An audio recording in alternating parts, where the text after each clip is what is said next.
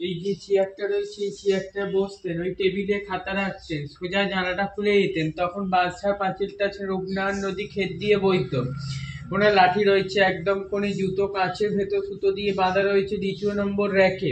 ওনার নিচে যে মৃত্যুসজ্জায় ছবিটা রয়েছে, ওনার দ্বিতীয় পক্ষের স্ত্রী হিরণময়ী দেবী। শরৎচন্দ্রের মৃত্যুর পরও হিরণময়ী দেবী বাড়িতে 23টা বছর কাটিয়েছিলেন।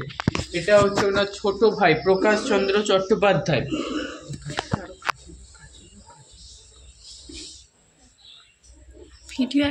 ওখানে বসে সব বিপ্লবীদের মিটিং হতো। ডান দিকে ঘড়ি চলছে, লক্ষ্য রাখুন 100 বছর আগেকার ঘড়ি, একদিন দম দিলে 7 দিন চলবে। আলমারিতে যে বইগুলো রয়েছে উনি পড়াশোনা করতেন। একদম কোণে গড়গড়া রয়েছে, উনি তামাক খেতেন, তার পাশে ওটা ভালভসি রেডিও রয়েছে।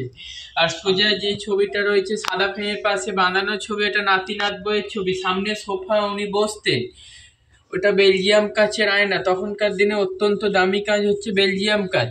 এটা চিকিৎসা, উনি বিনা পয়সায় গরিব দুঃখীদের হোমিওপ্যাথি চিকিৎসা করতেন। চরকা রয়েছে, হাওড়া জেলা কংগ্রেসের প্রেসিডেন্ট ছিলেন, তখন জাতীয় কংগ্রেসের সিম্বলটি যে চরকা। ওই যে ইজি চেয়ারটা রয়েছে, উনি বসে চিকিৎসা করতেন, গরিব দুঃখীদের বিনা পয়সা হোমিওপ্যাথি চিকিৎসা করতেন। এখন ময়ূর রাখা নিষেধ, তাই ময়ূর রাখা হয় না এই খাঁচাতে। এখানে ঠাকুর রয়েছে, রাধাকৃষ্ণ ঠাকুর, শ্বেত পাথরের মূর্তি। চিত্তরঞ্জন দাস যখন দেশের উদ্দেশ্যে অ্যারেস্ট হয়ে গেছিল, ওনাকে দিয়ে গেছিলেন। সেই ঠাকুরটা আয়োজন নিত্য পুজো হয়। চিত্তরঞ্জন দাসের বাড়ির ঠাকুর। আলমারিতে ওষুধ রয়েছে। রাধাকৃষ্ণ ঠাকুরের পাশে ওটা লক্ষ্মীর হাঁড়ি রয়েছে, আলমারিতে ওষুধ রয়েছে। এটা ধানের গোলা, ধান থাকতো। আর টালির চালের ঘরটা হচ্ছে ঠাকুর ঘর। আর তখনকার দিনে বাথরুম বাড়ির বাইরে।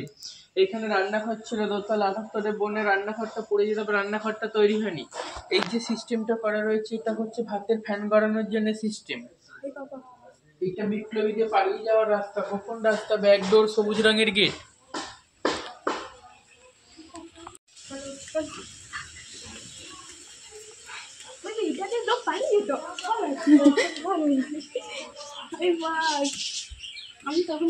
এটা খরগোশ পুষতেন, এটা খরগোশের খাঁচা। এটা বাঁশে তৈরি বাঙ্কুনি জিনিসপত্র রাখতেন।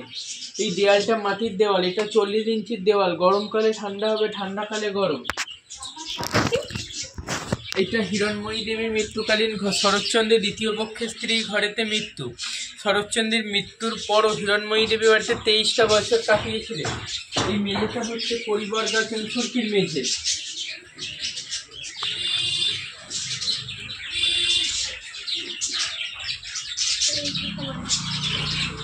এইটা ওনার বেডরুম। উনি রাতে শুতেন, এই বিছানায় বসে উনি নদী দেখতেন, তখন রূপনারায়ণ নদী ক্ষেত দিয়ে বইত। এটা রাইফেল প্যাড, উনি দাঁড়িয়ে লিখতেন। উনি যখন এখানে দাঁড়িয়ে লেখালেখি করতেন, রূপনারায়ণ নদী তখন ক্ষেত দিয়ে বইত।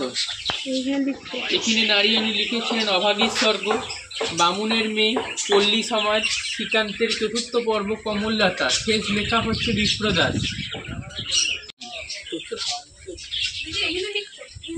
হয়তো বললো তো। ওইটা বাথরুম, ওটা পরে। ওইটা ওনার সময়কার বাথরুম, অসুস্থকালীন বাথরুম।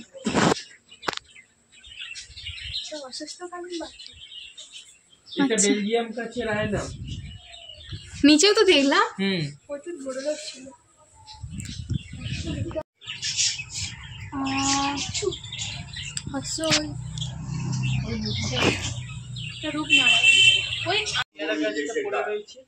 এটা রামেশ্বরমতি গল্পের পেয়ারা গাছ, যেটা পড়ে রয়েছে নিচে শু করানো অবস্থাতে। আর সামনের পুকুরে ছিল কার্তিক গণেশ দুটো মাছ, রুই আর কাতলা। উনি নাকেতে সোনা নোলক পরিয়ে রেখেছিল। উনি যখন দুপুরে খাবার দিতেন, কার্তিককে ডাকলে কার্তিক আসতো, গণেশকে ডাকলে গণেশ। সামনের পুকুর থেকে এইটা সিমেন্টের ঠেক, পেয়ারা গাছটাকে এর উপরে ঠেক দিয়ে রাখা ছিল।